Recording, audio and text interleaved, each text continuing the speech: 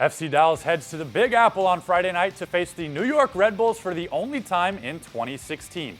How can the Dallas offense start firing once again with chances aplenty, and what can they expect from a Red Bulls team seemingly hitting their stride? We'll discuss it next in Keys to the Match, driven by Toyota. Last week in Vancouver, FCD put up 18 shots and had plenty of quality scoring chances, but could not get anything past MLS saves leader David Usted. This week, they'll look for more success against another top keeper in Luis Robles. Yeah, and the lesson FC Dallas learned last week is when you go on your road and you don't finish your chances, you give the home team confidence. And we saw wins at DC, at Portland, how early goals helped FC Dallas. And there's no reason to panic. As you said, they created a ton of chances. They just need to be a little bit sharper in front of goal.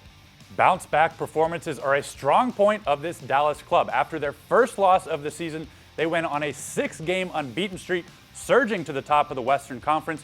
They'll look to start a similar streak this week. Yeah, and the word Oscar Pareja has used to describe his team all year is resiliency. And like you said, we've seen it both in games where they've gotten scored on first and bouncing back from that one other loss in Houston earlier this year. And this is where getting those 6 points a couple weeks ago was so huge for FC Dallas, because it takes a little bit more of that pressure off, and they know that they can create the chances. As we said, they just need to be a little bit sharper.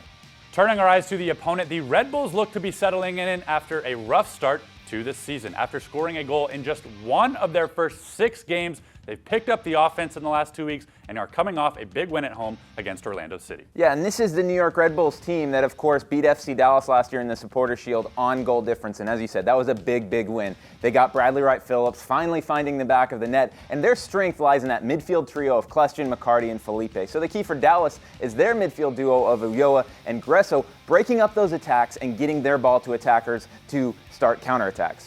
Friday's match will be shown nationally on UNEMAS. You can visit mlssoccer.com/SAP for details on how to get English commentary on the TV side, or you can tune into the radio broadcast in English on 100.7 FM The Word with Steve Davis, or in Spanish on 1270 AM Amor Celestial with your host, Carlos Alvarado.